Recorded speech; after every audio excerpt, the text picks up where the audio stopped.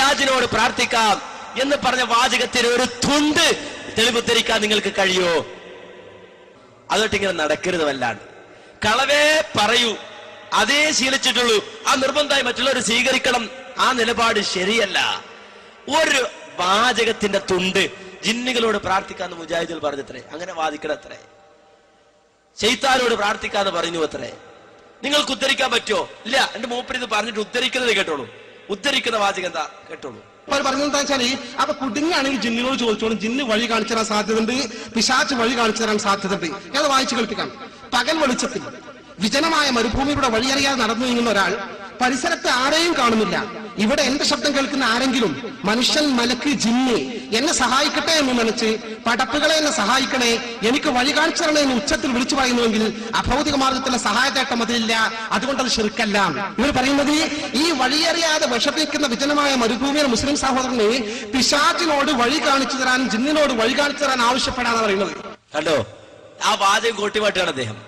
ഒരാൾ ഇനി കേട്ടോളി. ഇനി ഈ മുസ്ലിയാര് ഈ ആരോപണത്തിന് മറുപടി നൽകുകയാണ്. മറുപടി നൽകുമ്പോൾ കേവലം പുസ്തകം മാത്രം വായിച്ചു പോകുകയല്ല.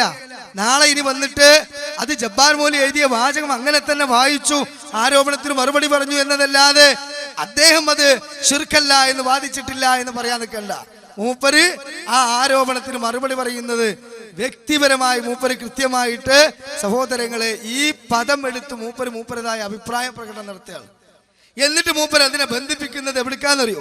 മുൻഗാമികളായ മുജാഹിദ് പണ്ഡിതന്മാര് എത്രയോ വർഷങ്ങൾക്ക് മുമ്പ് ഇതിന് മറുപടി പറഞ്ഞിട്ടുണ്ട്. അപ്പൊ മൂപ്പരെ വ്യക്തിപരമായ ഒരു ജബ്ബാർ മൗലവിയെ ന്യായീകരിക്കലല്ല, മുൻഗാമികളായ മുജാഹിദ് പണ്ഡിതന്മാരുടെ നിലപാടാണ് എന്നും ബോധ്യാകാണ്. അത് അബ്ദുറഹ്മാൻ സലഫി, ഹനീഫ് കായക്കുടിനെയും അനസ് മുസ്ലിയാനെയും വിളിച്ചിട്ട് തത്തമേ പൂച്ച പൂച്ച എന്ന് പറയുമ്പോൾ അതുപോലെ അത് ഏറ്റു പറഞ്ഞ് മാറ്റാൻ തയ്യാറായാൽ മുജാഹിദ് പ്രസ്ഥാനത്തിന്റെ നിലപാട് മാറൂല. നിങ്ങൾ മനസ്സിലാക്കിക്കോളി. ഇനി അദ്ദേഹം പറയുന്ന വാചകങ്ങൾ കേട്ടോളി. ഇതൊരു 5 തവണ റിപ്പീറ്റ് ചെയ്യുകയാണെങ്കിൽ ഇയാള് സക്കരിയ സ്വലാഹി പറഞ്ഞതിനേക്കാൾ അപ്പുറം പറഞ്ഞു എന്ന് നമുക്ക് വേണമെങ്കിൽ ചെയ്യാം. എന്നാൽ ഒന്നും വേണ്ട തന്നെ ശരിക്കും മനസ്സിലാവും. കേട്ടോളി. വഴി കാണിച്ചു തരാൻ ആവശ്യപ്പെടാന്ന് പറയുന്നത്. കണ്ടോ? ആ വാചകം കോട്ടിമാട്ടാണ് അദ്ദേഹം. ഒരാൾ ഒരു വിജനമായ മരുഭൂമിയിൽ അകപ്പെട്ടു. ആ മരുഭൂമിയിൽ അകപ്പെട്ടു പോയ ഒരു മനുഷ്യൻ വിളിച്ചു പറയാൻ, ആരെങ്കിലും എന്നെ സഹായിക്കണേ എന്ന് വിളിച്ചു പറയാ. അയാൾ ഉദ്ദേശിക്കുന്നത് എന്റെ ശബ്ദം കേൾക്കുന്ന മലക്കുണ്ടെങ്കിൽ മലക്ക് കേട്ടോട്ടെ, എന്റെ ശബ്ദം കേൾക്കുന്ന ജിന്നുണ്ടെങ്കിൽ ജിന്നും കേട്ടോട്ടെ, എന്റെ ശബ്ദം കേൾക്കുന്ന മനുഷ്യനുണ്ടെങ്കിൽ മനുഷ്യനും കേട്ടോട്ടെ എന്ന് വിചാരിച്ചിട്ട് അദ്ദേഹം വിളിച്ചു പറയുന്നത്. എങ്കിൽ അത് ശിർക്കല്ല, അബൗദികമല്ല, കാര്യകാരണ ബന്ധങ്ങൾക്ക് അതീതമല്ല. എന്താ തെറ്റതില്? ആ വാചകത്തിൽ അതിൽ നിന്ന് എവിടുന്നാ കിട്ടിയത്? ജിന്നുകളോട് പ്രാർത്ഥിക്കാൻ എവിടുന്നാ കിട്ടിയത്? എവിടുന്നാ കിട്ടിയത്? നേരത്തെ ഞാൻ പറഞ്ഞല്ലോ, അബൗദികം എന്ന് പറഞ്ഞാൽ എന്താണ്, മറഞ്ഞ വഴി എന്ന് പറഞ്ഞാൽ എന്താണ്, ഒയ്ബിയായത് എന്ന് പറഞ്ഞാൽ എന്താണ്, നേരത്തെ പറഞ്ഞല്ലോ. അപ്പൊ ഒരു വാചകം കിട്ടിയതുപോലെ ഇത് എത്ര കൊല്ലം മുമ്പ് മുജാഹിദിൽ കൃത്യമായി ഇത് പറഞ്ഞു കൊടുക്കണ്ടേ? ഇവര് പണ്ടേ ചോദിക്കണ്ടേ? പണ്ടേ ഇവര് ചോദിക്കാണ്ട് ഈ ചോദ്യം എന്ത്? യാ ഇബാദല്ലാ എന്നില്ലേ ഹാജറ ബീവി. ആ ഹാജറ ബീവി ഇതാ ആ സഭയുടെയും മറുപടിയിൽ ഇടപെടപ്പെട്ടപ്പോ ജിബ്രീൽ അവിടെ വന്ന് നിന്നപ്പോ അയ്സ് അയ്സ് എന്ന് ചോദിച്ചില്ലേ? അയ്സ് അയ്സ് എന്ന് ചോദിച്ചില്ലേ? അന്ന് മുതൽ മുജാഹിദിൽ മറുപടി പറയാം. വീണ്ടും ഇവർ ചോദിക്കും, സുലൈമാൻ നബിയുടെ മുന്നിൽ ജിന്നുകൾ ഉണ്ടായിരുന്നില്ലേ? സുലൈമാൻ നബി ചോദിച്ചില്ലേ അവരോട്, അയ്യുക്കും ആരാണ് അർസിങ് കൊണ്ടുവരിക എന്ന് ചോദിച്ചില്ലേ? ഇവര് പണ്ടേ ചോദിക്കണേ. അന്ന് മുതൽ മുജാഹിദിൽ മറുപടി ഉണ്ട്. എത്രയോ വർഷങ്ങൾക്ക് മുമ്പ് സഹോദരങ്ങളെ, അങ്ങനെ വർഷങ്ങൾക്ക് മുമ്പ് മുജാഹിദ് പണ്ഡിതന്മാർ ഈ ജിന്ന് വിഷയത്തിലും ഭൗതിക വിഷയത്തിലും അഭൗതിക വിഷയത്തിലും കാര്യകാരണ ബന്ധങ്ങളിലൊക്കെ കൃത്യമായി പറഞ്ഞു പോകുന്ന നിർവചനം അത് അംഗീകരിക്കലാണ് യഥാർത്ഥ മുജാഹിദുകളുടെ നിലപാട്. എന്നാൽ 2012 പുതിയ തൗഹീദ് സ്വീകരിച്ച ആളുകൾ ഈ നിലപാടുകളൊക്കെ ശിർക്കായിരുന്നു എന്ന് പറയുക വഴി ഇവിടെയുള്ള സമസ്തയിലെ പുരോഹിതന്മാർ വരെ നമ്മുടെ തൗഹീദ് ചോദ്യം ചെയ്യപ്പെട്ടു. അങ്ങനെ പരിഹസിക്കുന്ന ക്യാമ്പയിൻ ഉണ്ടാക്കി. പറയൂ, ഇനി ആരാണ് നിലപാട് മാറ്റിയവർ? ആരാണ് നിലപാട് മാറ്റിയവർ? ഞങ്ങളിവിടെ ജിന്ന് വിവാദം കുപ്രജനങ്ങൾക്ക് മറുപടി ഫ്രാൻസിസ് റോഡ് ഗ്രാൻഡ് ഓഡിറ്റോറിയത്തിന് സമീപം നവമടപൂരിസത്തെ തുറന്നു കാണിച്ചുകൊണ്ടുള്ള മറുപടി പ്രസംഗം വെച്ച് അതിനെ കുറച്ച് ഹിൻസ് കൊടുത്തിരുന്നു. അപ്പുറത്തെ പോസ്റ്റൽ ഹിൻസ് ഉള്ളതുപോലെ അത് നല്ല കുറിക്ക് കൊണ്ടിട്ടുണ്ട് ചില ആളുകൾക്ക്. അപ്പൊ പറയുകയാണെന്ന് ഇവിടെ വരുമ്പോ സാജുദ്ദിനങ്ങാടി ഇതിന് മറുപടി പറയണമെന്ന്. ഞാനല്ല മറുപടി പറഞ്ഞപ്പോ അനസ് മുസ്ലിയാരാ പറഞ്ഞത്. ബോധ്യപ്പെടുത്തി തന്നെ ഹനീഫ് കായക്കൊടിയാണ്. എന്ത്? ഒന്നാമത്തെ കൃത്യമായി ബോധ്യപ്പെട്ടില്ലേ? തൗഹീദ് ആദർശത്തെ വികലമാക്കുന്ന സ്വാർത്ഥ താല്പര്യങ്ങൾക്ക് വേണ്ടി നിലപാടുകൾ മാറ്റുന്ന ആളുകൾ. ആരാണത് നിലപാടുകൾ മാറ്റിയത്? ഇനിയും നിങ്ങൾക്ക് ബോധ്യമാകുന്നില്ലെങ്കിൽ മൻഹജ് സലഫ് എന്നത് അറപ്പും വെറുപ്പോടും കൂടി കാണുന്ന ഈ നവമടവൂരികളുടെ വലിയ നേതാവുണ്ട്. അതാരാര്യങ്ങള് അഷേഖ് അല്ലാമ അബ്ദുറഹ്മാൻ സലഫി. അദ്ദേഹം ഒരു പുതിയ മൻഹജ് ഉണ്ടാക്കിയിട്ടുണ്ട്. ഏതാറിയോ? മൻഹജുൽ അബ്ദുറഹ്മാനിയ. ആ മൻഹജുൽ അബ്ദുറഹ്മാനിയയുടെ സ്ഥാപക നേതാവ് അബ്ദുറഹ്മാൻ സലഫി സക്കരിയ സ്വലാഹി പറയുന്നതിനേക്കാൾ അപ്പുറക്കെ കടന്നു പറഞ്ഞ് ഈ ഇബാദല്ലാഹീനൂനി എന്ന ഹദീസ് മുൻഗാമികളായ സലഫി പണ്ഡിതന്മാർ വിശദീകരിച്ച പോലെ വിശദീകരിച്ച ആളാണ്. പക്ഷേ അദ്ദേഹം ജാമിയയിൽ വന്ന് അതൊക്കെ മറന്നുകൊണ്ടോ അല്ലെങ്കിൽ അതെല്ലാം ഉണ്ടെങ്കിലും ശരി എൻ്റെ തൊലിക്കട്ടി കൊണ്ടും എനിക്കുള്ള ഈ നാക്കിന്റെ വൈഭവം കൊണ്ടും അതൊക്കെ അടിച്ചൊതുക്കാമെന്ന ആ ചിന്തയോടുകൂടിയോ എന്നറിയില്ല, ഈ ദുർബല ഹദീസും പൊക്കിപ്പിടിച്ച് മുവഹിദുകളെ ശിർക്കാരോപിക്കാൻ കടന്നു വന്ന ആളാണ് സക്കരിയ സ്വലാഹി എന്ന് പറഞ്ഞുകൊണ്ട് അദ്ദേഹം ചീറുകൾ. അതുകൊണ്ട് ഈ വിഷയത്തിൽ നിലപാട് മാറ്റിയ ആളുകളുടെ കൃത്യമായ ദുരന്തം നിങ്ങൾക്ക് നേരിൽ കാണാൻ ആ വിഷയത്തിൽ സക്കരിയ സ്വലാഹി തന്നെ ക്ലിപ്പിട്ട് പറയുന്ന ഭാഗം നിങ്ങളൊന്ന് കേട്ടോളൂ. എന്നിട്ട് സുഹൃത്തുക്കളെ ഇപ്പൊ ഞമ്മക്കാ കുറ്റം, ഹദീസും പിടിച്ച് നടക്കാണ്, ഹദീസിന്റെ വ്യാഖ്യാനം ഒന്ന് കേൾപ്പിച്ചു. ജാമീന് വരാം രാത്രി 12:30. മരുഭൂമി ചെന്നുപെട്ട ഒരു ജിന്നിനോട് ചോദിക്കാനുള്ള ഒരു കള്ള ഹദീസും പിടിച്ച് കള്ളത്തരം പറഞ്ഞ് മുവഹിദുകളെ ശിർക്കിലേക്ക് കൊണ്ടുപോവുകയാണോ? ഇതാണോ ഹദീസ് പണ്ഡിതന്മാരുടെ പണി? ഏത് ഹദീസാണോ നീ ഓതിയത്? ആരാണോ നിനക്ക് ഹദീസ് പഠിപ്പിച്ചു തന്നത്? മരുഭൂമിയിൽ പോയ ജിന്നിനോട് ചോദിക്കണമെന്ന് എവനാണോ നിന്നെ പഠിപ്പിച്ചത്? ആരാ നിനക്ക് ഹദീസ് പഠിപ്പിച്ചത്? ആ മുഹദ്ദിസിനെ കൊണ്ടുപോയി ഇങ്ങോട്ട്. നമ്മളെ സംസ്ഥാന സെക്രട്ടറി നമ്മളെ ആളാ. ഇവിടെ വന്നിട്ട് എന്തോ ഒരു നല്ലൊട്ടിയേക്കണ് കാസർഗോഡ് വന്നിട്ട് പല കോലമുണ്ട്. രാത്രി 12:00 മുജാഹിദുകളെ മുശ്രിക്കാക്കാൻ വേണ്ടി കൂടിയ മീറ്റിംഗിൽ മുജാഹിദുകളുടെ സദഖയും സകാത്തും കൊണ്ട് നടക്കുന്ന ജാമിയയുടെ പരിപാവനമായ ക്യാമ്പസിൽ അർദ്ധരാത്രി പാതിരാക്കുറുക്കൻ ഓരിയിടുന്ന നേരത്ത് നിന്ന് പോവുകയാണ്. യഥാർത്ഥത്തിൽ ഇന്നാരാ പഠിപ്പിച്ചെന്നറിയോ? അതിപ്പോ നിങ്ങൾക്ക് കാണാൻ പോവാണ്. ഒരു ചോദ്യം ഒരാൾ ചോദിച്ചു. ആ ചോദ്യത്തിന് കേൾപ്പിച്ചു. മോനെ, എന്റെ പേര് അബ്ദുറഹ്മാൻ, തിരുവനന്തപുരം സ്വദേശിയാണ്. വിജനമായ സ്ഥലത്ത് വെച്ച് ആരെങ്കിലും ഒരാൾ അള്ളാഹുവിന്റെ അടിമകളെ, അത് ജിന്നാകട്ടെ മലക്കാകട്ടെ ആരും ആയിക്കോട്ടെ, എന്നെ സഹായിക്കൂ എന്ന് വിളിച്ച് പ്രാർത്ഥിച്ചാൽ അത് ശിർക്കാകുകയില്ല എന്ന് മുജാഹിദിന്റെ നേതാവ് ഇബ്നു കസീർ തന്റെ തഫ്സീറിൽ വിവരിച്ചു എന്നും മാത്രമല്ല അത് ഇബ്നു കസീർ അല്ലേ എന്ന് പറഞ്ഞ് തള്ളാൻ കഴിയില്ല, ഇസ്ലാഹിൽ തന്നെ അത് പരാമർശിച്ചിട്ടുണ്ട് എന്നും അദ്ദേഹം സൂചിപ്പിക്കുകയുണ്ടായി. സത്യത്തിൽ ഇതിന്റെ എന്താണ് അടിസ്ഥാനം? ഇതിൽ ശിർക്കുണ്ടോ? എന്താണ് ഇതുകൊണ്ട് ഉദ്ദേശിക്കുന്നത്? അവന് ശിർക്കുണ്ടോ എന്നാ ചോദ്യം. അപ്പൊ ഈ കള്ള ഹദീസ് ആരാണ് എന്നെ പഠിപ്പിച്ച മുഹദ്ദീസ് നിങ്ങൾ കണ്ടിട്ടില്ലല്ലോ? കണ്ടോളി, ആ മുഹദ്ദീസ് ഇപ്പൊ വരും.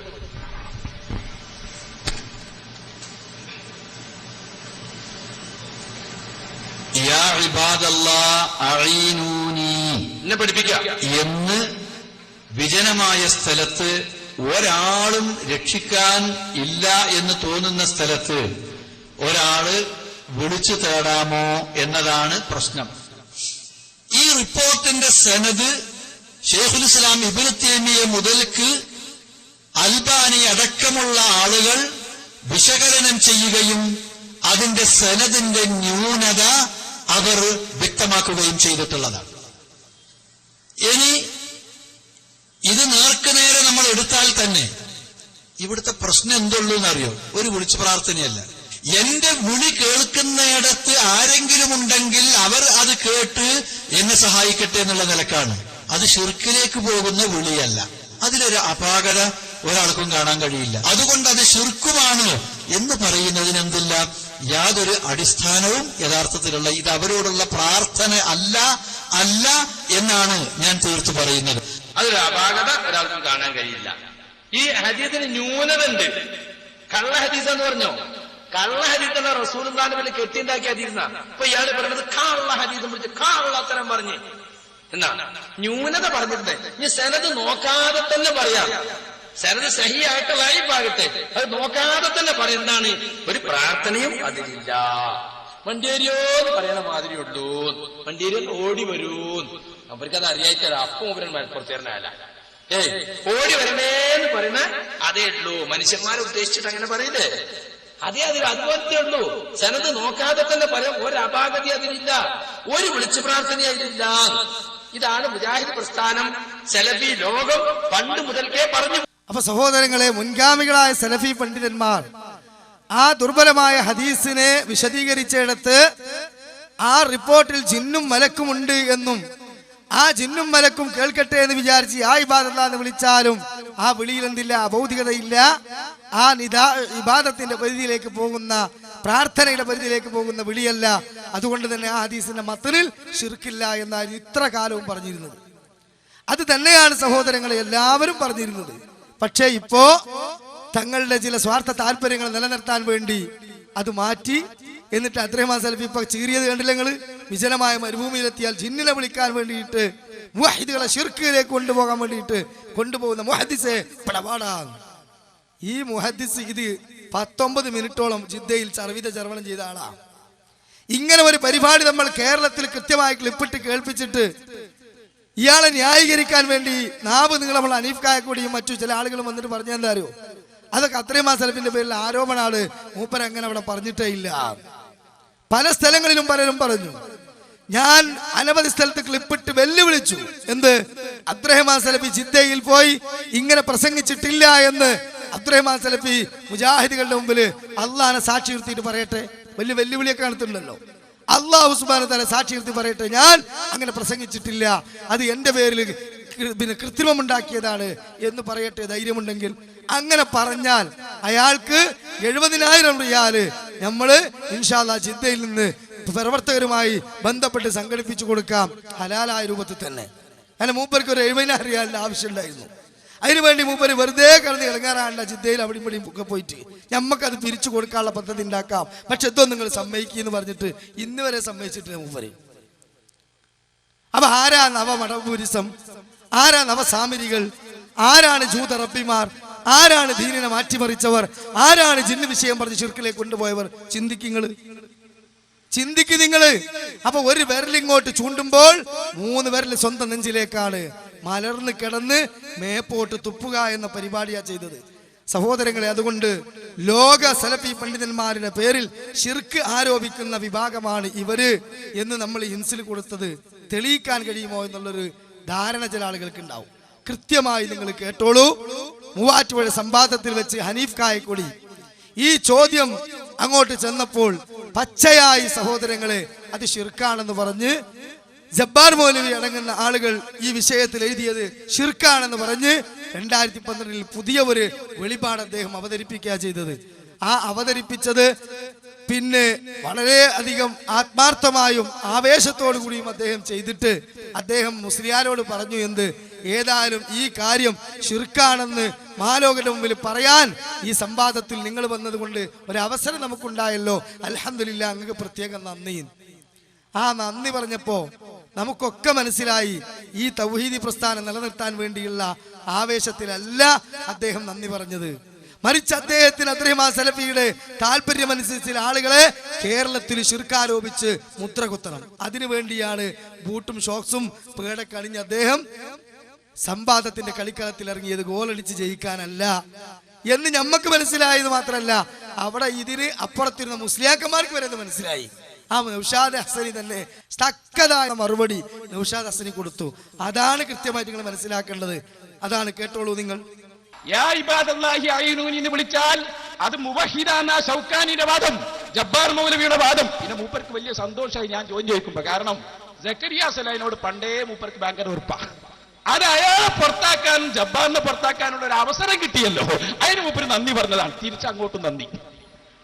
നിങ്ങളതൊന്ന് പൊളിച്ച് കയ്യിൽ കൊടുക്കണം തന്നെ ഞങ്ങളും വിചാരിച്ചത്. കണ്ടോ? അപ്പൊ പൊളിച്ച് കൈ കൊടുക്കാൻ വേണ്ടിയിട്ട് അവസരം ഉണ്ടാക്കി കൊടുത്തു ആര്? ഈ വിഭാഗം നിലപാട് മാറ്റിക്കൊണ്ട്. ഇപ്പൊ മനസ്സിലായില്ലേ? ഇനി ഹനീഫ് കായക്കൊടി മൂവാറ്റുപുഴയിൽ വെച്ചുകൊണ്ട് സംസാരിച്ചത് സഹോദരങ്ങളെ പ്രമാണവിരുദ്ധമാണ്. അത് ലോക പണ്ഡിതന്മാരുടെ കൃത്യമായ നിലപാടുകൾക്കെതിരാണ് എന്ന് വ്യക്തമായി ഞങ്ങൾ ബോധ്യപ്പെടുത്തിയിട്ടുണ്ട്. തലശ്ശേരിയിൽ ഫൈസൽ മുസ്ലിയാർ ഒരു മുഖാമുഖം സംഘടിപ്പിച്ചു. അവിടെ ഈ കോക്കസിന്റെ കുതന്ത്രങ്ങളിൽ അകപ്പെട്ടു പോയ മൂസ എന്ന് പറയുന്ന നമ്മുടെ ചെറുപ്പക്കാരൻ, മൂസയെ നിങ്ങൾക്ക് പരിചയം ഉണ്ടാവും. പേരോടിനോട് തൗഹീദിന്റെ ആയത്തുകൾ ഓതി ഉത്തരം മുട്ടിച്ച് മാഹിയിൽ ഒരു പ്രവർത്തനം നടത്തിയിട്ടുണ്ട്. അന്ന് അദ്ദേഹം വളരെ ആത്മാർത്ഥമായി യുവജന പ്രസ്ഥാനത്തിന്റെ കൂടെ ഈ ആദർശ പ്രസ്ഥാനത്തിൽ അംഗമായിരുന്നു. പക്ഷേ ഇന്ന് അദ്ദേഹത്തെ ആരെയോ ഈ രൂപത്തിൽ വശീകരിച്ചു. അവസാനം പിന്നെ മുഖാമുഖ വേദികളിൽ അദ്ദേഹം പോകാതായി. മുജാഹിദുകൾ സംഘടിപ്പിക്കുന്ന മുഖാമുഖത്തിൽ വരാൻ തുടങ്ങി. എന്നിട്ട് അവിടെ വന്നിട്ട് ഫൈസൽ മൗലവിയോട് ഈ രൂപത്തിൽ പലതരത്തിലുള്ള ചോദ്യങ്ങളും ചോദിച്ച് സഹോദരങ്ങളെ അവിടെ ആ പവിത്രമായ സദസ്സ് മരീമസപ്പെടുത്തി, സമയം നഷ്ടപ്പെടുത്തി, അനാവശ്യമായ ചർച്ചയിലേക്ക് വലിച്ചു കൊണ്ടുപോകാൻ. ആ CD മുഴുവൻ കേട്ടാൽ മനസ്സിലാവും തലശ്ശേരിയിലെ മുഖാമുഖം.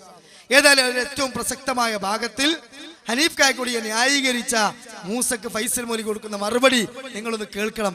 അപ്പോഴാണ് മൂവാറ്റുപുഴയിൽ ഇയാളിട്ട ബോംബ് യഥാർത്ഥത്തിൽ ഹിരോഷിമ നാഗസാക്കിയിൽ പണ്ട് അമേരിക്ക ഇട്ടതുപോലെ സഹോദരങ്ങളെ ഒരു വലിയ വിഷവിത്തായിരുന്നു എന്ന് ബോധ്യപ്പെടുക. കേട്ടോളൂ നിങ്ങൾ. അതാണ് പലസ്മുസ്ലിയാർക്ക് പറ്റിയത്. ഇപ്പൊ ലാസ്റ്റ് മൂപ്പര് പറഞ്ഞു ജിന്ന അഭൗതികനാണ്, ഇവിടെ സഹായം അഭൗതികമാണ്, അഭൗതിക സഹായമൊക്കെ കിട്ടും, അപ്പൊ ശിർക്ക് പോയി പെട്ടു. അതാണ് വസിയത്തു ശിർക്കിലേക്കുള്ള വഴി. അതുകൊണ്ട് അങ്ങനത്തെ ഒരു വഴിയെ നമ്മൾ പ്രവേശിക്കാൻ പാടില്ല. അത് നേരത്തെ പറഞ്ഞ പോലെ തന്നെ ജീവിതത്തിൽ ഒരിക്കലും അങ്ങനത്തെ തോന്നലേ നമുക്ക് വേണ്ട, ചോദിക്കാനേ പോണ്ട. ഭൗതികമായ നേർക്കനായുള്ള വിളിയാണോ മനുഷ്യന്മാരെ വിളിക്കാം, അദൃശ്യ മാർഗത്തിലാണോ അള്ളാനെ മാത്രം വിളിക്കാം. അല്ലാത്തൊരു വിളി അതിനടുക്ക് നമുക്കില്ല, അനുവദിക്കപ്പെട്ടിട്ടില്ല. അതന്നെയാണെങ്കിൽ ചോദിക്കണമെന്നില്ല. ഏതായാലും നിങ്ങൾ പറഞ്ഞു ജിന്നിനോടുള്ള അദൃശ്യമായിട്ടുള്ള ജിന്നിനോടുള്ള എല്ലാ വിളിയും ശിർക്കാണ്, മുസ്ലിം ആവട്ടെ കാഫിറാവട്ടെ അൽഹംദുലില്ലാ. അപ്പോൾ മൂവാറ്റുപുഴ സംവാദത്തിൽ ഇതേ ചോദ്യം ഹനീഫ് കായക്കൊടിയോടും മറ്റും അഹ്സന് ചോദിച്ചപ്പോൾ പറഞ്ഞു ജബ്ബാർ മൗലവിയുടെ ലേഖനത്തിൽ വരികൾ ശിർക്കാണ് എന്ന് പറഞ്ഞു. നിങ്ങൾ അതിനെ ചോദ്യം ചെയ്തു. ഇന്ന് നിങ്ങൾ പറഞ്ഞു ജബ്ബാറിന്റെ ലേഖനമാണെങ്കിലും മറ്റും ശരി ശിർക്കു തന്നെ. അപ്പൊ ശിർക്കാണ് നിങ്ങൾ പേരോട് ചോദിച്ച ഞാനൊരു ചോദ്യം നേരത്തെ പറഞ്ഞു. ഒറ്റ മിനിറ്റ്, ഞാൻ നിങ്ങൾ പറയുന്നത് കേൾക്കും, എന്റെ ചോദ്യം കേൾക്ക് പറയുന്നത്. അപ്പൊ ഞാൻ പറഞ്ഞു, നിങ്ങളോട് ഞാൻ ചോദിച്ചത് ശിർക്കാണോ ശിർക്കല്ലേ? നിങ്ങൾ അതിന് ആ പദം ഉപയോഗിച്ചിട്ട് ശിർക്കാണെന്ന് മൂസന്റെ ചോദ്യത്തിലുണ്ട്, ഉത്തരത്തിലുണ്ട്, പേരോടിന്റെ ശൈലിയാണ് നിങ്ങൾ ചെടുത്തത്. പക്ഷെ ഞാൻ ചോദിച്ചു ഈ വരി ശിർക്കാണെന്ന് നിങ്ങൾ ഇവിടെ വെച്ച് അങ്ങനെയാണെങ്കിൽ ഹാലൂരും ശബ്ദം കേൾക്കുന്ന പരിധിക്കുള്ളിലോട് ജിന്നുണ്ടെങ്കിൽ എന്നെ സഹായിക്കട്ടെ എന്ന് പറയാൻ ശിർക്കാണോ ശിർക്കല്ലേ? ഇവിടെ കൃത്യമായി വിശദീകരിച്ചു കഴിഞ്ഞു. മൂസ എന്തിനാ വിളിക്കാൻ പോണത്? ആ ജിന്ന് ഹാലറാണെന്നോ കാതയെന്ന് തോന്നി. അതാണ് ഞമ്മക്കാർക്ക് ഈ കാലം വരെ തോന്നിയിട്ടില്ല ഒരു ജിന്നുണ്ടാകും, ഹാലറായിട്ടുണ്ടാവും, കാതറായിട്ടുണ്ടാകും, ഇത് തോന്നിയിട്ടേ ഇല്ല. അൽഹംദുലില്ലാ, ഇതന്നെ പറഞ്ഞ സാക്ഷാൽ പേരോട് പറഞ്ഞത്. ഇതാണ് സാക്ഷാൽ പേരോടിന്റെ ശൈലി. ഇപ്പൊ കണ്ട ഞങ്ങള് ഇതാ പറഞ്ഞത്. അപ്പൊ അന്ന് പേരോടിന് ചോദിച്ചപ്പോ പേരോടിന്റെ മേത്തുള്ള ജിന്ന് അവിടെ ഇങ്ങോട്ട് കയറിയില്ല. നാടകം വളരെ ഉഷാറാ അൽഹംദുലില്ലാ. അപ്പൊ അങ്ങനെയാണ് വേണ്ടത്. ഇപ്പൊ മനസ്സിലായല്ലോ എവിടേക്കാണ് ഇവരൊക്കെ ബന്ധം എന്നുള്ളത്. നമ്മൾ വിചാരിച്ചവരെ ഉള്ളത് സാക്ഷാൽ മടവൂരിസേ ഉള്ളൂ. ഇപ്പൊ ഖുറാഫിസ് ഉണ്ട്, മനസ്സിലായി. മടവൂരിസം മാത്രമല്ല ഖുറാഫിസ് ഉണ്ട്. ഒക്കെ പോയിക്കോട്ടെ, എല്ലാം പോയിക്കോട്ടെ, ഒന്ന് പോയ ബാക്കി എല്ലാം പോകും. അത് പൊതുവെ ഈ സൈസിന്റെ സ്വഭാവം അത് തന്നെയാണ്. അപ്പൊ ഏതായിരുന്നാലും ഇതാണ് നമ്മൾ പറഞ്ഞത്. ഇവര് കുറച്ച് കാലമായി ഇങ്ങനെ കുറെ സങ്കല്പം ഉണ്ടാക്കി നടക്കുക. എന്നിട്ട് ഓൾക്ക് കഴിഞ്ഞ ഫത്വ കിട്ടണം, എന്നിട്ട് വേണം ഓൾക്ക് ജിന്നിനെ വിളിക്കാന്. അത് നടക്കൂല. സലഫികൾ ജീവിച്ചിരിപ്പുള്ള കാലത്തോളം ജിന്നേന്ന് വിളിക്കാൻ വകുപ്പ് നമ്മൾ കൊടുക്കണില്ല. എന്ത് പറഞ്ഞാലും വേണ്ടില്ല, എങ്ങനെ സങ്കല്പിച്ചാലും വേണ്ടില്ല, ജിന്നിനെ വിളിക്കാൻ വകുപ്പ് ഇല്ല. പ്രമാണം അത് അംഗീകരിക്കാത്ത കാലത്തോളം നിങ്ങൾ വിളിച്ചോളൂ എന്ന് അനസ് മുസ്ലിയാർ പറഞ്ഞ പോലെ പറയാൻ നമ്മൾ തയ്യാറല്ല. അവിടെ അങ്ങനത്തെ ഒരു പൂതിയും വേണ്ട. കുറെ എല്ലാ മുഖാമുഖത്തിലും ഇവരിങ്ങനെ വരിക. അപ്പൊ നമുക്ക് മനസ്സിലായി ഇവർക്ക് വലിയ പൂതിണ്ട് ഒന്ന് വിളിച്ചു നോക്കാനേ. അതുകൊണ്ട് അങ്ങനത്തെ ഒരു പൂതി ശരിയല്ല, ന്യായമല്ല, വിളിക്കാൻ പാടില്ല, ആ വഴിക്ക് ചിന്തിക്കാനേ പാടില്ല, പ്രാർത്ഥനയും പാടില്ല, അല്ലാത്തതും പാടില്ല, ശിർക്കായതും പാടില്ല, അല്ലാത്തതും പാടില്ല, എല്ലാം ഒഴിവാക്കുകയാണ് വേണ്ടത്. ഇനി മാത്രമല്ല, എന്താ മൂവാറ്റുപുഴ ഉണ്ടായത്? മൂവാറ്റുപുഴ സംവാദത്തിൽ എന്താ ഉണ്ടായത്? ഇവിടെ മൂവാറ്റുപുഴയിൽ യാഇബാദയാണ് വിഷയം. യാഇബാദ ചർച്ചയ്ക്ക് വന്നപ്പോഴാണ് അതിൽ അപൗദികതയുണ്ട്, അത് പ്രാർത്ഥനയാണ്, അത് ശിർക്കാണ് എന്ന് ഹനീഫ് കായക്കൊടി പറഞ്ഞത്. അപ്പോഴാണ് ചോദിച്ചത്, അങ്ങനെയാണെങ്കിൽ ജബ്ബാർ മൗലവി മുശ്രിക്കായോ? അപ്പോഴാണ് ഹനീഫ് കായക്കൊടി പറഞ്ഞത്, ജബ്ബാർ മൗലവി എഴുതിയാലും ഷൗക്കാനി പറഞ്ഞാലും നബി പറഞ്ഞാലും ശിർക്ക് തന്നെ. യാഇബാദയിൽ അഭൗതിക വിളിയുണ്ട് എന്നത്. ഇവിടെ മൂസ വെച്ച എന്താ?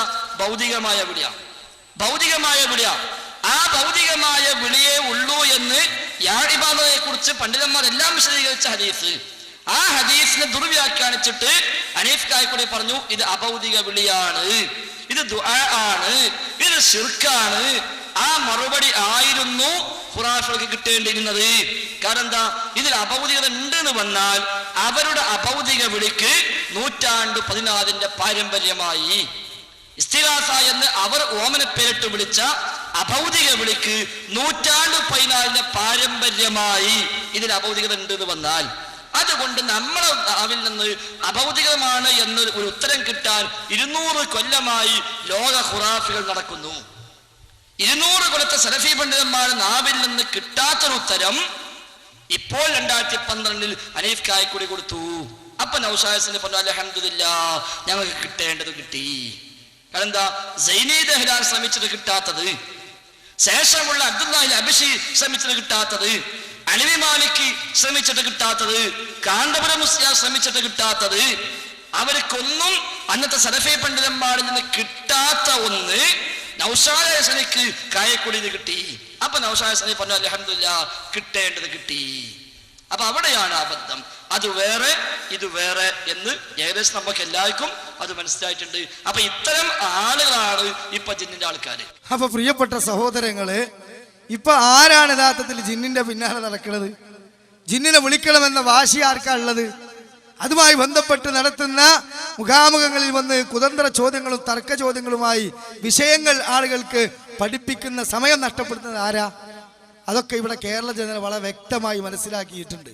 അതുകൊണ്ട് സഹോദരങ്ങളെ, ഇവിടെ ഞങ്ങള് നോട്ടീസിൽ കൊടുത്ത ഹിൻസിലെ വ്യക്തമായി തൗഹീദ് ആദർശത്തെ വികലമാക്കുന്ന, സ്വാർത്ഥ താല്പര്യങ്ങൾക്ക് വേണ്ടി നിലപാടുകൾ മാറ്റുന്ന ലോക സലഫി പണ്ഡിതന്മാരുടെ പേരിൽ ശിർക്ക് ആരോപിക്കുന്ന, ഇതിന് മറുപടി കിട്ടണമെന്നാണ് കൃത്യമായി കിട്ടി. ഇനിയിപ്പോൾ ഇതിൽ ബാക്കിയുള്ളത് പ്രമാണം വിട്ട് പ്രമാണിമാരിലേക്ക് നീങ്ങുന്ന സംഘടനയ്ക്ക് വേണ്ടി ആയത്തിനെ ദുർവ്യാഖ്യാനിക്കുന്നതാണ്. ഇത് രണ്ടും ഇൻഷാ അല്ലാഹ് പിന്നാലെ വരും. കൃത്യമായി ഇത് പ്രതീക്ഷിച്ചിരിക്കുന്നവർ ഇതിനുള്ള മറുപടി കേട്ടുകൊണ്ടിരിക്കുക. ഇനി കാര്യമായി ഇവിടെ സക്കരിയ സലാഹിയെ പറ്റി ഇവർ പറഞ്ഞ എന്താ അറിയോ? സക്കരിയ സലാഹി പുഴയിൽ വീണ് ഒഴുകിപ്പോകുന്ന ഒരാൾ, കരക്ക് നിൽക്കുന്ന ജിന്ന്, ആ ജിന്നിന്റെ സാന്നിധ്യമുണ്ട് എന്ന് ഉറപ്പിച്ചുകൊണ്ട് ആ ജിന്നിനോട് എന്നെ ഒന്ന് സഹായിക്കാമോ എന്ന് ചോദിച്ചാൽ അത് ഹറാമാണ്. അല്ലാഹുവിന്റെ റസൂൽ പഠിപ്പിക്കാത്തൊരു വിളിയായത് കൊണ്ട് അത് ഹറാമാണ്. വസീലത്ത് ശിർക്കുമാണ്, അഥവാ ശിർക്കിലേക്ക് എത്തുന്ന ഒരു വിളിയാണ്. എന്നാൽ ആ വിളി കൊണ്ട് അയാൾ മുശ്രിക്കായി എന്ന് പറയാൻ പറ്റൂല. ഇതാണ് കാര്യമായിട്ട് കൊണ്ട് വിമർശിച്ചത്. അതിന് സക്കരിയ സലാഹി തന്നെ കൃത്യമായി കൊണ്ട് മറുപടി നൽകുന്നുണ്ട്. ആ ക്ലിപ്പിട്ട് കൊണ്ട് അതൊന്ന് നിങ്ങൾ കേൾക്കുക. എന്നതിന് ശേഷം സക്കരിയ സലാഹിയെക്കാളൊക്കെ കടന്ന് ജിന്നുകളോട് യഥേഷ്ടം ഇടപഴകാം, മലക്കുകളെ വിളിക്കാം എന്ന് പറഞ്ഞ ആൾ ആരാണെന്നും യഥാർത്ഥത്തിലുള്ള അഭിനവ സാമരിയുടെ അല്ലാമത്തുൽ പ്രസിഡന്റ് ആരാണെന്നും നിങ്ങൾക്ക് ഞങ്ങൾ കേൾപ്പിച്ചു തരാം. കേട്ടോളൂ. പുഴയിൽ വീണാൽ ജിന്നുകളെ വിളിച്ച നേരത്തെ വിചിന്തനത്തിൽ എഴുതിയത് കണ്ടില്ലേ? എന്താ സംഭവം എന്നറിയോ? ഇയാളെ പ്രസംഗങ്ങൾ കേട്ടിട്ട് ആളുകൾ കുസൃതി ചോദ്യങ്ങൾ ചോദിക്കാൻ തുടങ്ങി. ശബ്ദം കേട്ടാ ചോദിക്കാം, സാന്നിധ്യം ഉറപ്പിച്ചാ ചോദിക്കാം, ഒരു തെറ്റുമില്ല, അല്ല അഭിപ്രായ വ്യത്യാസമല്ല, കുറ്റല്ല. അപ്പൊ ഒരാൾ പുഴയിൽ വീണാൽ ജിന്നുകളെ വിളിച്ച നേരത്തെ വിചിന്തനത്തിൽ എഴുതിയത് കണ്ടില്ലേ? എന്താ സംഭവം എന്നറിയോ? ഇയാളെ പ്രസംഗങ്ങൾ കേട്ടിട്ട് ആളുകൾ കുസൃതി ചോദ്യങ്ങൾ ചോദിക്കാൻ തുടങ്ങി. ശബ്ദം കേട്ടാ ചോദിക്കാം, സാന്നിധ്യം ഉറപ്പിച്ചാ ചോദിക്കാം, ഒരു തെറ്റുമില്ല, അല്ല അഭിപ്രായ വ്യത്യാസമല്ല, കുറ്റല്ല. അപ്പൊ ഒരാൾ ഓരോ സാങ്കല്പിക, ഇപ്പൊ ഇവരെ യോഗത്തിലൊക്കെ സാങ്കല്പിക ചോദ്യങ്ങളാണല്ലോ. സാങ്കല്പിക ചോദ്യങ്ങൾ ചോദിക്കണമെങ്കിൽ നമ്മൾ പണ്ടേ കളിയാക്കിയതാ. കയ്യിൻ്റെ ഉള്ളിനടിയിൽ രോമം വന്ന് മുളച്ചാൽ ഒന്നുണ്ടാക്കുമ്പോൾ തടവണോ കഴുകണോ? ആദ്യം മുളച്ചിട്ട് വേണ്ടേ? അപ്പൊ അതുപോലത്തെ ചോദ്യങ്ങൾ ആ പനസ് മോലി അനീഫ് മോലിയൊക്കെ ചോദിക്കുന്നത്. അതുപോലെ ചോദിക്കാണ് ഒരാൾ പുഴയിൽ വീഴുന്ന സമയത്ത് അയാള് കരയിൽ ആരും കാണുന്നില്ല. അപ്പൊ അയാൾ എന്ത് ചെയ്തു? ആ പുഴക്കരയിൽ എന്റെ ഒച്ച കേൾക്കുന്ന പരിധിയിൽ സാന്നിധ്യം ഉറപ്പിച്ചത് ഇയാൾ പറഞ്ഞല്ലോ. ഒരു ജിന്നുണ്ട് എന്ന് വിചാരിച്ചിട്ട് ജിന്നെ എന്നെ രക്ഷപ്പെടുത്താമോ എന്ന് ചോദിച്ചാൽ അത് ശിർക്കാണോ എന്ന് ചോദിച്ചു. അങ്ങനെ പാടില്ലല്ലോ, അങ്ങനെ ചെയ്യാൻ പാടില്ല. അങ്ങനെ പുഴക്കരയിൽ ജിന്നുണ്ടെന്ന് റസൂൽ പറഞ്ഞിട്ടില്ലല്ലോ. അത് ഹറാമാണ്, ചോദിക്കാൻ പാടില്ലാത്തതാണ്. അത് ശിർക്കിലേക്കുള്ള വസീലയാണ്. ഇയാൾ വിടുന്നില്ല, പിന്നെയും ചോദിക്കുക. ഞാൻ ചോദിച്ചത് ശിർക്കാണോ അല്ലേ എന്നാണ്. ഞാൻ പറഞ്ഞല്ലോ നിങ്ങളോട് ഹറാമാണ്, പാടില്ല, ശിർക്കിലേക്കുള്ള വസീല ചോദിക്കാൻ നബി പഠിപ്പിച്ചിട്ടില്ല. അങ്ങനെ പുഴക്കാരിൽ ഒരു ജിന്നുമില്ല, അങ്ങനെ ശബ്ദം കേൾക്കുന്നത് ജിന്നുണ്ട് വിചാരിച്ച് വിളിക്കാനും പാടില്ല, റസൂൽ പഠിപ്പിച്ചിട്ടില്ല. ഉസ്താദ് ഞാൻ ചോദിച്ചത് ശിർക്കാണോ അല്ലേ എന്നാണ്. പിന്നെയും ചോദിച്ചു. ശിർക്കാണ് എന്ന് പറഞ്ഞിട്ട് അയാൾ ഇസ്ലാമിൽ നിന്ന് പുറത്തു പോണ ശിർക്ക് ഇതൊന്നും പറയാൻ പറ്റൂല. കാരണം അയാൾ പ്രാർത്ഥന അല്ലല്ലോ അയാളുടെ മനസ്സിൽ. അവിടെ കണ്ടോ പുഴയിൽ വീണാൽ വിളിച്ച ശിർക്കല്ല. എന്താ വിചിന്തനത്തിൽ എഴുതിയത്? വിചിന്തനത്തിൽ എഴുതിയ വാചകം നിങ്ങൾ ഒന്നുകൂടി വായിച്ചു നോക്കണം. പാവപ്പെട്ട മുജാഹിദുകളെ തെറ്റിദ്ധരിപ്പിക്കാൻ വേണ്ടി എഴുതുകയാണ്. പുഴയിൽ മുങ്ങി മരിക്കാൻ തുടങ്ങുന്ന ഒരു വ്യക്തി പ്രാണരക്ഷാർത്ഥം ജിന്നിനെ വിളിച്ച് സഹായം അഭ്യർത്ഥിച്ചാൽ അത് ശിർക്കാവുകയില്ല എന്ന വാദം അതിശയകരമാണ്. ഞാൻ ആ പറഞ്ഞ ക്ലിപ്പ് ഒന്ന് കേൾപ്പിച്ചെടുക്കും മോനെ. അതാണോ ഞാൻ പറഞ്ഞത്? നാളെ ഈ വിചിന്തനവുമായി ഞാൻ പരലോകത്ത് വരും ഇൻഷാ അല്ലാഹ്. കേൾപ്പിച്ചെടുക്ക്. അഭൗതിക സിദ്ധികളല്ലേ, അഭൗതിക സിദ്ധികളോട് സഹായം ചോദിച്ചല്ലേ? നമ്മൾ പണ്ടേ പറഞ്ഞിട്ടുണ്ട് ഈ അഭൗതികം, അദൃശ്യം, കാര്യകാരണ ബന്ധത്തിന് അതീതം, ഇതൊക്കെ ഒരേ അർത്ഥത്തിലാണ്. അതൊന്നും കണ്ണ് കാണാത്തതെന്നുള്ള അർത്ഥത്തിലല്ല. ഇപ്പോ ഇവിടെ ഉദാഹരണം പറഞ്ഞു, ഉമർ മൗലവിയുടെ തൗഹീദാണ് ഞങ്ങൾ സ്വീകരിച്ചിരിക്കുന്നത്. എന്താണ്? പുഴയിൽ വീഴുന്ന സന്ദർഭത്തിൽ കരക്കുള്ള ജോസഫേ എന്ന് വിളിച്ചാൽ അത് ശിർക്കല്ല. കാരണം ജോസഫ് വരുന്നതും നീന്തി വന്ന് രക്ഷപ്പെടുന്നതും നമ്മൾ കാണുന്ന മാർഗത്തിലാണ്. മൊയ്തീൻ ശൈഖേ എന്ന് വിളിച്ചാൽ ശിർക്കാണ്, കാരണം കാണാത്ത മാർഗത്തിലാണ്. ഈ അദൃശ്യം എന്നതിന് കണ്ണ് കാണാത്താണ് അർത്ഥം അല്ല. അത് മാത്രമല്ല, അതിനർത്ഥം കാര്യകാരണ ബന്ധങ്ങൾക്ക് അതീതമായി സഹായിക്കുകയാണ്. മനസ്സിലായില്ലേ? ജോസഫ് സഹായിക്കുന്നത് മനുഷ്യൻ അള്ളാഹു കൊടുത്തിട്ടുള്ള കഴിവിന്റെ അടിസ്ഥാനത്തിൽ. അതുകൊണ്ടാണ് ജോസഫിനോട് നമ്മൾ ചോദിക്കുന്നത്. മൊയ്തീൻ ശൈഖിനോട് ചോദിച്ചാൽ മൊയ്തീൻ ശൈഖ് മരിച്ച ആളാണ്, അയാൾക്ക് അങ്ങനെ കഴിവില്ല, ഇല്ലാത്ത കഴിവാ ചോദിക്കുന്നത്. അങ്ങനെ ചോദിക്കുമ്പോ നമ്മളെ മനസ്സിൽ അഭൗതിക വിശ്വാസം വരും, അഖ്സാ ഗായത്തിൽ ഖുദൂഉ വരും. കരക്ക് നിൽക്കുന്ന ജോസഫിനോട് ചോദിച്ചാൽ അഖ്സാ ഗായത്തിൽ ഖുദൂഉ വതദല്ലുൽ വരൂല. അവിടെ ഒരു ജിന്നുണ്ടെങ്കിലോ, ജിന്നുണ്ടെങ്കിൽ മനസ്സിലാവില്ല എന്ന് നമ്മൾ എന്നെ പറഞ്ഞു. ഇനി ഒരാൾ അങ്ങനെ അവിടെ ഒരു ജിന്നു ഉണ്ടെങ്കിൽ എന്നെ കരക്കേറ്റ് രക്ഷിക്കട്ടെ എന്ന് വിചാരിച്ചാൽ അത് പാടില്ലാത്ത ഹറാമായ വിളിയാണിത്. ശിർക്കിലേക്ക് പോകുന്ന വിളിയാണ്. പക്ഷെ വിളിവുണ്ടായാലും ഇസ്ലാമിൽ നിന്ന് പുറത്തു പോകൂല. കണ്ടോ? ഹറാമാണ്, ശിർക്കിലേക്ക് പോകുന്ന വിളിയാണ്, പാടില്ല. പക്ഷെ അയാൾ ഇസ്ലാമിൽ നിന്ന് പുറത്തു പോകൂല. അയാളെ മരിച്ചാൽ മുശ്രിക്കായി മരിച്ചു എന്ന് ഞാൻ പറയണമെന്നാണ്. അയാളെ മനസ്സിൽ എന്തേ ഉള്ളൂ, ഇവിടെ ഒരു ജിന്നുണ്ടെങ്കിൽ കേൾക്കട്ടെ എന്നാ. അങ്ങനെ പാടില്ല, ഹറാമാണ്. ഹറാമായ ഒരു കാര്യം ചെയ്താൽ അതിന്റെ ഹുക്കുമ് ചോദിച്ചാൽ ഹുക്കുമ് പറയണ്ടേ? ഒരു അന്യ പെണ്ണിനെ പോയിട്ട് ഞാൻ ചുംബിച്ചു, ഒതു മുറിയോന്ന് ചോദിച്ചു. ഒതു മുറിയാതെ കണ്ടോ അന്യ പെണ്ണിനെ ചുംബിക്കാന്ന് പറഞ്ഞു. എന്താ പിന്നെ അതിന് പറയാ? ചുംബിക്കാൻ പാടില്ല, ഹറാമാണ്. പക്ഷെ ഒതു മുറി വെച്ചാൽ മുറി തരട്ടെ. ഒരു പെണ്ണിനെ സാധാരണ നിലക്കൊന്ന് തൊട്ടുപോയാൽ ഒന്നും മുറിയില്ല. വികാരത്തോടു കൂടി കെട്ടിപ്പിടിച്ചിട്ട് ഒരു അന്യ പെണ്ണിനെ ചുംബിച്ചാൽ ഒന്നു മാത്രം മുറിയ. അപ്പൊ നോക്കിങ്ങൾ എല്ലും മുറിയില്ലേ? അപ്പൊ സുഹൃത്തുക്കളെ, അത് ഫത്വ കൊടുത്തതിന്റെ പേരില് അയാൾ പെണ്ണിനെ കെട്ടിപ്പിടിക്കാൻ ഫത്വ കൊടുത്തു എന്ന് പറയാൻ പറ്റുമോ? അപ്പൊ ഞാനത് ഹറാമാണ്, ശിർക്കിലേക്ക് പോകുന്ന വിളിയാണെന്ന് പറഞ്ഞിട്ട് പുഴയിൽ പ്രാണരക്ഷാർത്ഥമുള്ള ജിന്നെ സഹായിക്കണേന്ന് വിളിക്കാന്ന് ഞാൻ പറഞ്ഞു എന്ന് വിചിന്തനത്തിൽ അച്ചടിച്ചു വിട്ടിരിക്കുകയാണ്. കണ്ടോ? പ്രാണരക്ഷാർത്ഥം ജിന്നിനെ വിളിച്ച് സഹായം തേടി, അതാണ് ഇപ്പോൾ പറഞ്ഞ സഹായ തേട്ടയിലുണ്ടോ? ഈ ബാക്കി കൽപ്പിച്ചിട്ടുണ്ട് എന്ന് മാത്രമേ ഉള്ളൂ. വളരെ ഹറാമ് ചെയ്തു, വസീലയിൽ ശിർക്ക് ചെയ്തു എന്ന് മാത്രമേ ഉള്ളൂ. അത് കാരണം എന്താ? ഇവിടെ എന്റെ ഒച്ച കേൾക്കുന്നത് ഇപ്പരിധിയിലുണ്ട് എന്നാണ് അയാളെ മനസ്സിലുള്ളത്. അപ്പോ മനസ്സിൽ അഖ്സാ ഗായത്തിൽ ഖുദൂഉ വതദല്ലുൽ വരുന്നില്ല. ഇപ്പൊ അഖ്സാ ഗായത്തിൽ ഖുദൂഉ വതദല്ലുൽ നീ കളിയാക്കുന്നുണ്ട്. നിങ്ങളൊക്കെ കളിയാക്കി, നിങ്ങളെ തൗഹീദ് അടിമ പൊളിച്ച് തകർത്ത് ആദ്യം ഉണ്ടാക്കണം നിങ്ങളെ തൗഹീദ്. അഖ്സാ ഗായത്തിൽ ഖുദൂഉ. പ്രിയപ്പെട്ട സഹോദരങ്ങളെ, അത് സക്കരിയ സ്വലാഹി തന്നെ വിശദീകരിക്കുന്നത് കേൾപ്പിച്ചത് എന്തിനാന്ന് ചോദിച്ചാൽ ഇത്രയാണ് കൊപ്രക്കളം CD-യിൽ അദ്ദേഹം പരാമർശിച്ചിട്ടുള്ളൂ. സത്യത്തിൽ ഇവരുടെ ഈ കുതന്ത്ര ചോദ്യങ്ങൾ, ഇവര് വികലമായ ഒരുപാട് ആദർശങ്ങൾ ഇതിന്റെ പേരിൽ നിലനിൽക്കാൻ വേണ്ടി അടിച്ചുവിട്ടപ്പോൾ അതിൽ സംശയിച്ചിട്ടോ അല്ലെങ്കിൽ കുതന്ത്രത്തിലോ മംഗലാപുരത്തുനിന്ന് ഒരു ചോദ്യകർത്താവ് ചോദിച്ചതാണ്.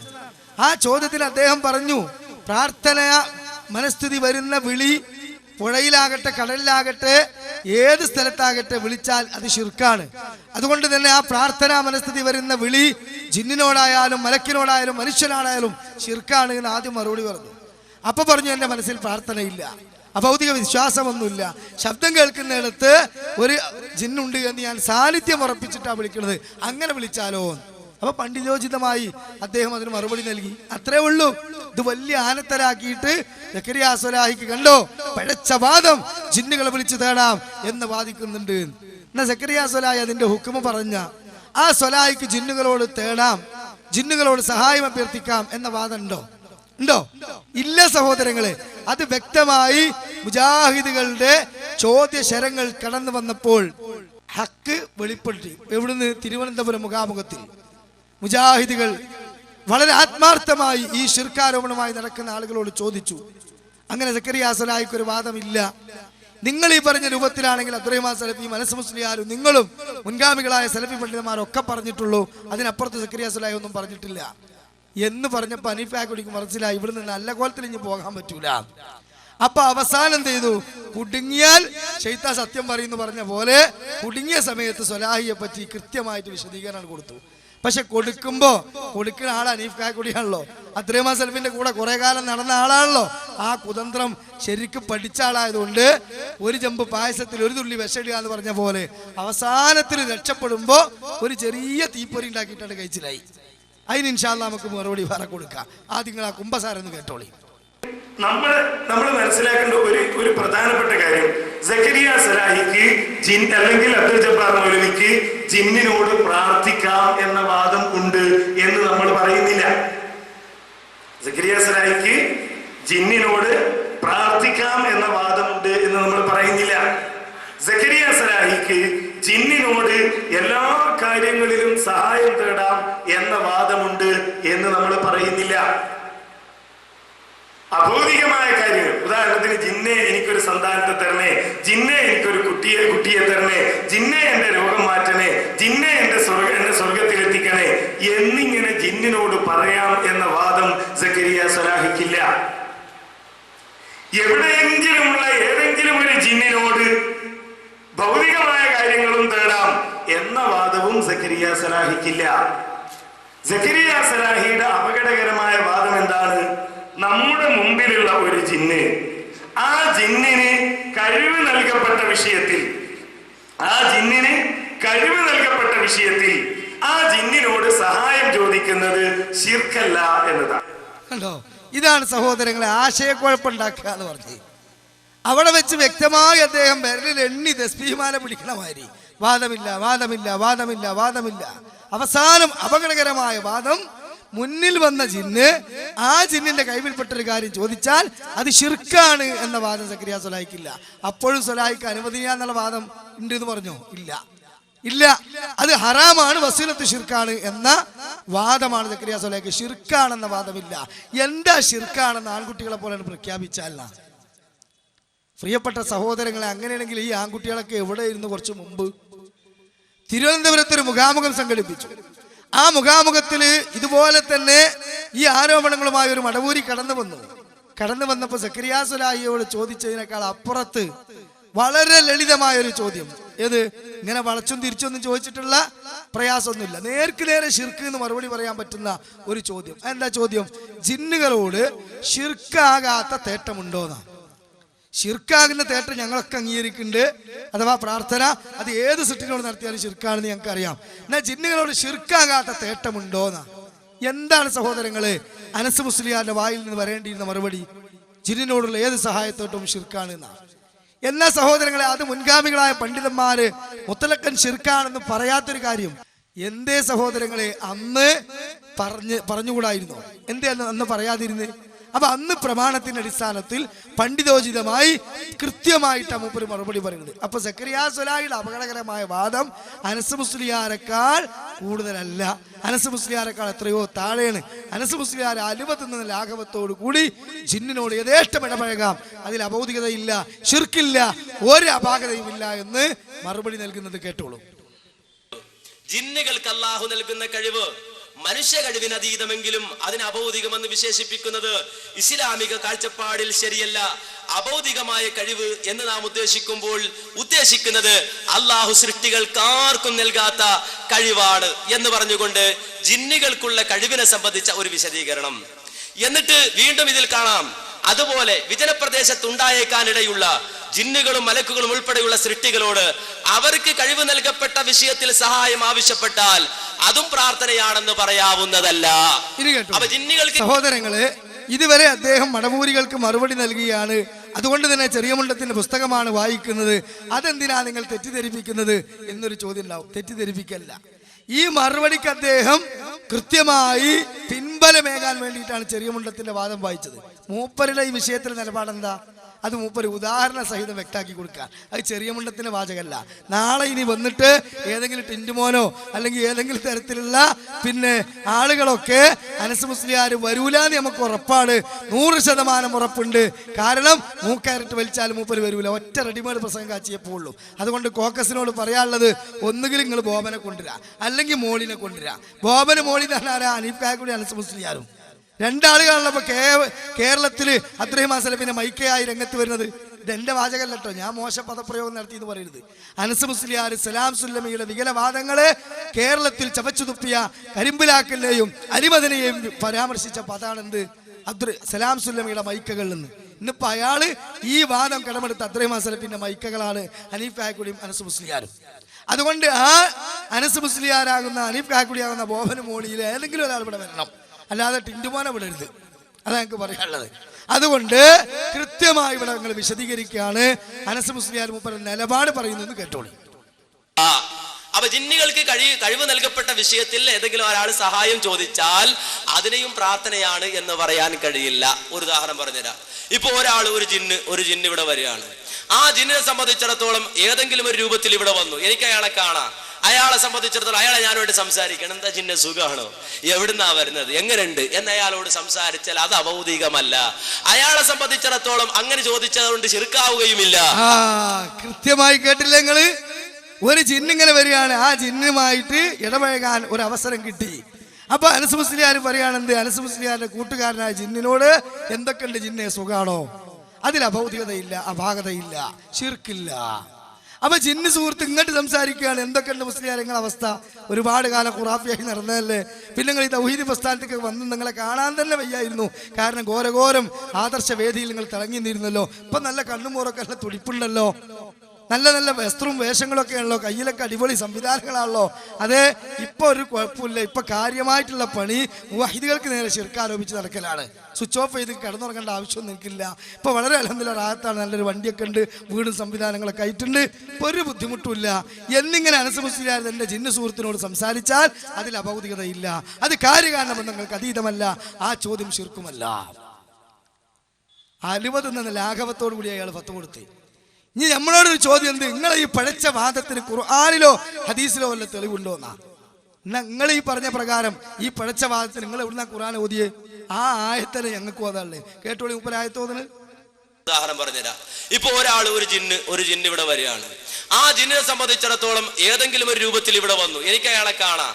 അയാളെ സംബന്ധിച്ചിടത്തോളം അയാളെ ഞാനോട് സംസാരിക്കണം. എന്താ ജിന്ന സുഖാണോ, എവിടുന്നാ വരുന്നത്, എങ്ങനെയുണ്ട് എന്ന് അയാളോട് സംസാരിച്ചാൽ അത് അഭൗതികമല്ല. അയാളെ സംബന്ധിച്ചിടത്തോളം അങ്ങനെ ചോദിച്ചതുകൊണ്ട് ശിർക്കാവുകയുമില്ല. ഇനി മാത്രമല്ല, വിശുദ്ധ ഖുർആൻ തന്നെ പരിശോധിച്ചാൽ സുലൈമാൻ നബി അലൈഹിസ്സലാത്തു വസ്സലാം ജിന്നുകളോട് സംസാരിക്കുന്നു, ജിന്നുകളെ കൊണ്ട് പല പണി എടുപ്പിക്കുന്നു, ബന്നാവുകൾ ഉണ്ടായിരുന്നു എന്ന് മടവൂരികൾ തന്നെ സമ്മതിക്കുന്നുണ്ട്. വിശുദ്ധ ഖുർആനാണ്, ഞാൻ മടവൂരി ചേർത്തി പറയുമ്പോൾ നിങ്ങൾ തെറ്റിദ്ധരിക്കണ്ട. അപ്പൊ ഈ ആയത്തേതാ? ഇത് ഷിയാക്കളെ ഖുർആൻ ഓതിയതാ? ആ ഷിയാക്കളെ ഖുർആൻ അല്ലല്ലോ, ഇത് ഓതിയത് അല്ലാഹുവിന്റെ റസൂൽ അവതരിപ്പിച്ച ഖുർആൻ തന്നെയാണ്, അല്ലേ? അതന്നെ ഞങ്ങൾ ഓതിയിട്ടുള്ളൂ. ആ ആയത്ത് അന്ന് നിങ്ങൾക്ക് മനസ്സിലായി, നിങ്ങൾക്ക് മനസ്സിലായില്ല.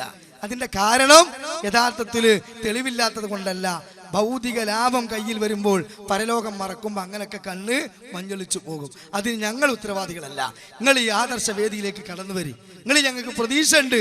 അതുകൊണ്ട് ഈ പ്രമാണിമാരുടെ പിന്നാലെ പോയി ഏതാനും ചില കോക്കസിന്റെ താല്പര്യത്തിന് എന്തിനാണ് മുസ്ലിയാരെ പരലോകം നഷ്ടപ്പെടുത്തുന്നത്? ഏതായാലും നിങ്ങൾ വഴിതെറ്റി, നിങ്ങൾ എന്തിനാ ഈ കോക്കസിന്റെ പിന്നാലെ വരുന്ന ആളുകളെ തെറ്റിദ്ധരിപ്പിക്കുന്നത്? ഇത് അവസാനിപ്പിച്ചുകൂടെ നിങ്ങൾക്ക്? ഇല്ലെങ്കിൽ ഇതുപോലെ നിങ്ങളെ ജനമധ്യത്തിൽ ഞങ്ങൾ വിചാരണ ചെയ്യും. ഇനി സഹോദരങ്ങളെ, ജിന്നിനോടുള്ള സഹായത്തേട്ടം ഷിർക്കാണോ എന്ന് ചോദിച്ചാൽ ഒറ്റയടിക്ക് ഷിർക്കാണെന്ന് പറയുന്ന KJU ഫത്വ പറഞ്ഞത്, അല്ലേ? ആ ഫത്വയാണ് എനിക്കിപ്പോ ബോധ്യപ്പെട്ടതെന്നാ. എന്നാ ഈ അനസ് മുസ്ലിയാർ പറയുന്നത് എന്താണ്? ഒറ്റയടിക്ക് ഷിർക്കാണെന്ന് പറയാൻ പറ്റൂലെന്നാ. അവിടെ സക്കരിയ സ്വലാഹി നോക്കിയ പോലെ ഹുക്ം നോക്കണം, വിളിക്കുന്നവന്റെ മനസ്ഥിതി നോക്കണം, ഇതൊക്കെ വേണമെന്നാണ്. ഞാനല്ല പറയുന്നത്, മുസ്ലിയാരാ പറയുന്നത്. കേട്ടോളി. അപ്പൊ ജിന്നുകളോട് ഏതെങ്കിലും നിനക്ക് സഹായം തേടിയാൽ ശിർക്കാണെന്ന് ചോദിച്ചാല് ഞാൻ ഒറ്റയടിക്ക് ശിർക്കാണ്, ബലം പിടിച്ച് മസിൽ പിടിച്ചൊക്കെ പറയാൻ എളുപ്പമാണ്. അപ്പൊ ജിന്നുകളോട് ഏതെങ്കിലും നിനക്ക് സഹായം തേടിയാൽ ശിർക്കാണെന്ന് ചോദിച്ചാല് ഞാൻ ഒറ്റയടിക്ക് ശിർക്കാണ്, ബലം പിടിച്ച് മസിൽ പിടിച്ചൊക്കെ പറയാൻ എളുപ്പമാണ്. അപ്പോ അതിങ്ങനെ പറയുമ്പോൾ അതിനപ്പുറത്ത് നിങ്ങൾ മറ്റേ വാദമായിട്ട് വരും. അപ്പൊ ഞാൻ അത് പരിഗണിക്കണം, ഇസ്ലാമിന്റെ ഒരു ഹുക്കുമ് ഞാൻ നോക്കണം. അപ്പൊ അതിനൊക്കെ കണക്ക് കൂട്ടിയാണ് ഞാൻ മറുപടി പറയുക. ഇനി എന്റെ മനസ്സിൽ ഒരു ആഗ്രഹമുണ്ട്, അതിനനുസരിച്ച് ഉത്തരം കിട്ടണമെന്ന് വിചാരിച്ചൊരു ചോദ്യം ഉണ്ടാവും. അപ്പൊ സ്വാഭാവികമായിട്ട് ചോദിക്കുന്ന രൂപം കേൾക്കുമ്പോൾ ഞങ്ങൾക്ക് മനസ്സിലാവുകയും ചെയ്യും. അപ്പൊ തീർച്ചയായും ആ വഴിക്ക് ഞങ്ങൾ പോകൂല. ആ വഴി സഹോദരങ്ങളെ, അന്ന് അയാൾക്ക് മേപ്പൂരുണ്ടായിരുന്നു, അപ്പൊ തീപ്പൊരി പേടിയായിരുന്നു. ഇന്ന് അയാൾക്ക് മേപ്പൂരല്ല, അതുകൊണ്ട് തീപ്പൊരിയും പേടിയില്ല. അന്ന് അയാൾ ഒറ്റടിക്ക് ശിർക്കാണെന്ന് പറയാതെ ഹുക്മ നോക്കിയ എന്തിനാ? അന്ന് പരലോകത്ത് കുറച്ച് ഭയം ഉണ്ടായിരുന്നു. അള്ളാന്റെ മുമ്പിൽ പോണല്ലോ, നിൽക്കണല്ലോ, ഖുറാഫാത്ത് ഇങ്ങോട്ട് വന്ന് തൗഹീദ് പറയാനാണല്ലോ. ആ ബോധം ദുനിയാവ് കിട്ടിയപ്പോ മറന്നു. അപ്പൊ പിന്നെ മേപ്പരല്ലോ എനിക്കല്ലേ തീപ്പൊരി പേടി, ചാത്തപ്പൻ എന്ത് മത്സര, ഇപ്പൊ മൂപ്പര് അടിച്ചു പൊളിച്ചു പോവുക. അതാണ് ഇപ്പൊ അവിടെ നടക്കുന്നത്. അതിന് ഞങ്ങളൊക്കെ ഒപ്പം നിന്ന് കൊടുക്കണതാ, നിൽക്കാൻ ഞങ്ങൾക്ക് പറ്റൂല. കാരണം ഞങ്ങൾ കെട്ടിത്തന്ന വേദികളിൽ മുൻഗാമികളായ പണ്ഡിതന്മാരെ കിതാബ് ഉദ്ധരിച്ച് ഞങ്ങൾ പറഞ്ഞത് എന്ത്? ഷൗക്കാനിയുടെ കിതാബ് ഉദ്ധരിച്ച് മലക്കുകളുമായി ബന്ധപ്പെട്ടുകൊണ്ട് ഒരു സഖാഫി അള്ളയല്ലാത്തവർ വിളിച്ച് പ്രാർത്ഥിക്കാൻ വേണ്ടി മറഞ്ഞവരോടുള്ള സഹായത്തേട്ടം, മരിച്ചുപോയവരോടുള്ള സഹായത്തേട്ടമാക്കിയപ്പോൾ അനസ് മുസ്ലിയാർ ഗംഭീരമായി കൊടുത്ത മറുപടി ആർജവത്തോടു കൂടി കേട്ടോളിങ്ങൾ. അങ്ങനെ വരുമ്പോഴാണ് അതേ ഷൗക്കാനിയെ സംബന്ധിച്ച് ചോദിക്കുന്നത്. നേരത്തെ പറഞ്ഞു, എന്താ ഷൗക്കാനി പറഞ്ഞത്? കണ്ണിൽ കാണാത്തവരോട് സഹായം തേടാം, അഥവാ കണ്ണിൽ നിന്ന് മറഞ്ഞു നിൽക്കുന്നവരോട് സഹായം തേടാം എന്ന് ഈ ഹദീസിൽ ഉണ്ട്, തെളിവ് പിടിക്കാം എന്ന്. എന്താണ് അതിന്റെ അർത്ഥം? കണ്ണുകൊണ്ട് കാണാത്തവരോട് സഹായം തേടാൻ പാടില്ല എന്ന് ആരാ പറഞ്ഞത്? ഒരാളെ സംബന്ധിച്ചിടത്തോളം ലളിതമായി പറഞ്ഞു തരാം. ഒരാൾ കുളിക്കാൻ ബാത്റൂമിലേക്ക് കയറി, അങ്ങനെ വാതിലടച്ചു, സോപ്പ് തീർന്നു പോയി, ഭാര്യ അടുക്കളയിലാണ്, ഭാര്യയെ കാണുന്നില്ല. ആ ഭാര്യ വിളിച്ച് സോപ്പ് എടുക്കൂ എന്ന് പറഞ്ഞാൽ കാണാത്ത ഭാര്യയോട് സഹായം തേടുകയാണ്. പക്ഷെ ഇയാൾക്കറിയാം എന്റെ ശബ്ദം കേൾക്കുന്ന പരിധിയിൽ ആരുണ്ട്? ഭാര്യയുണ്ട്, കണ്ണുകൊണ്ട് കാണുന്നില്ല. അങ്ങനെ കണ്ണുകൊണ്ട് കാണാത്തവരോട് സഹായം തേടാം എന്ന് ഈ ഹദീസിലുണ്ട്. അതുപോലെ തന്നെ ഇപ്പൊ ഒരു സ്ഥലത്ത് മലക്കുണ്ട്, മലക്കിന്റെ സാന്നിധ്യമുണ്ട്, പക്ഷേ മലക്കിനെ കാണുന്നില്ല. എന്നാൽ മലക്കിനോട് ചോദിക്കാമോ? ഒരു പ്രശ്നവുമില്ല. ഹാജറ ബീവി ആ മക്കയിൽ അകപ്പെട്ടു പോയ ഘട്ടം,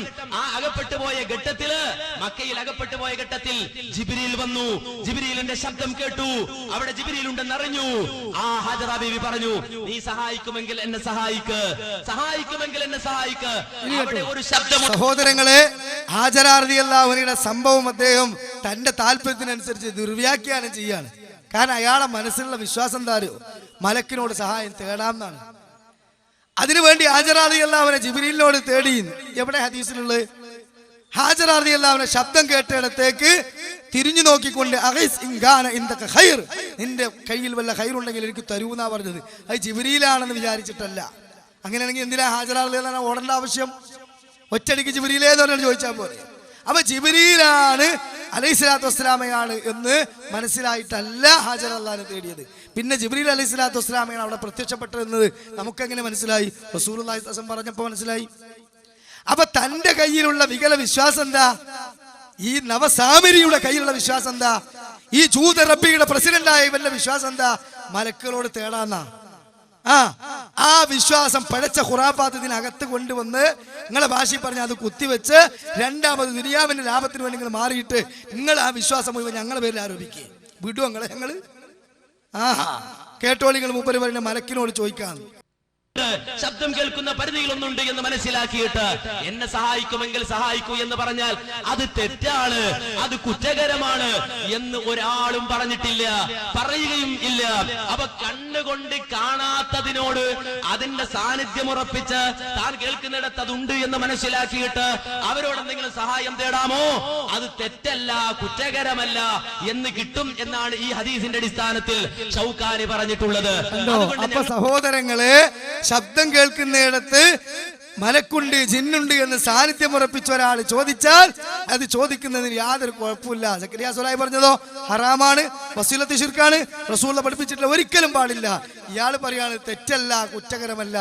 ഇപ്പൊ ആരാ ഏറ്റവും വലിയ ശിർക്ക് പ്രചാരകൻ പരഭാഷയിൽ? അപ്പൊ ഇവിടെ സഹോദരങ്ങളെ നിങ്ങൾ മനസ്സിലാക്കേണ്ടത്, ഇവിടെ ഈ മുസ്ലിയാർ ഈ രൂപത്തിൽ മുന്നോട്ട് പോവുകയാണ്.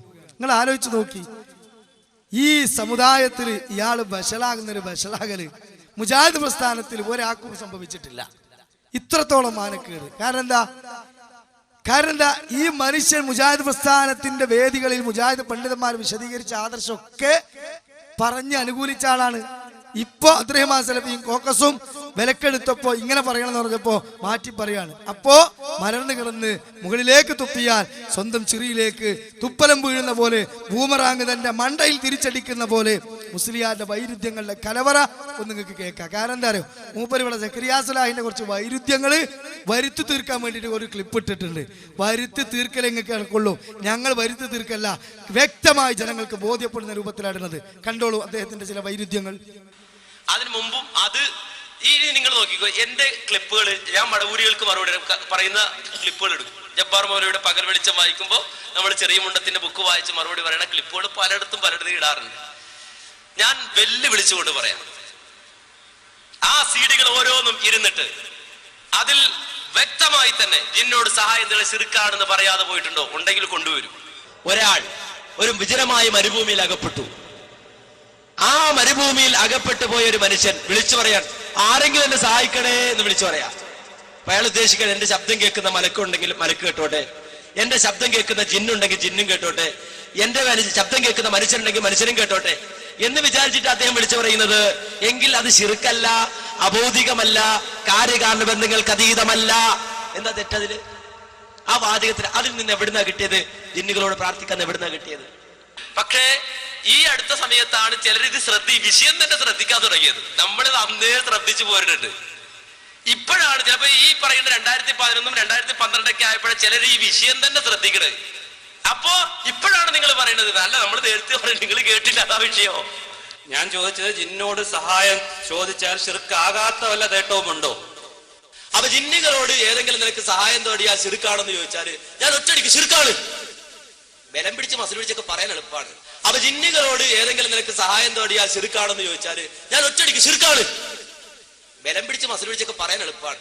അപ്പോ ഇപ്പോഴാണ് നിങ്ങൾ പറയുന്നത്, അല്ല നമ്മൾ നേരത്തെ പറയുന്നത് നിങ്ങൾ കേട്ടില്ല, അതാ വിഷയോ? ഒരാൾ ഒരു വിജനമായ മരുഭൂമിയിൽ അകപ്പെട്ടു. ആ മരുഭൂമിയിൽ അകപ്പെട്ടു പോയ ഒരു മനുഷ്യൻ വിളിച്ചു പറയാൻ, ആരെങ്കിലും എന്നെ സഹായിക്കണേ എന്ന് വിളിച്ചു പറയാം.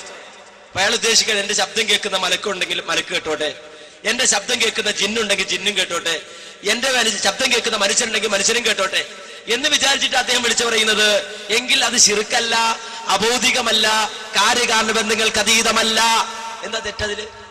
അപ്പോ ഇപ്പോഴാണ് നിങ്ങൾ പറയുന്നത്, അല്ല നമ്മൾ നേരത്തെ പറയുന്നത് നിങ്ങൾ കേട്ടില്ല, അതാ വിഷയം. കണ്ടില്ലേ സഹോദരങ്ങളെ, ഇതൊക്കെ ഈ മുസ്ലിയാര് ഒരേ വ്യത്യസ്തമായ വേദികളിൽ പറഞ്ഞിട്ടുള്ള വൈരുദ്ധ്യങ്ങളുടെ മാലപ്പടക്കാണ് ഈ പൊട്ടിയത്.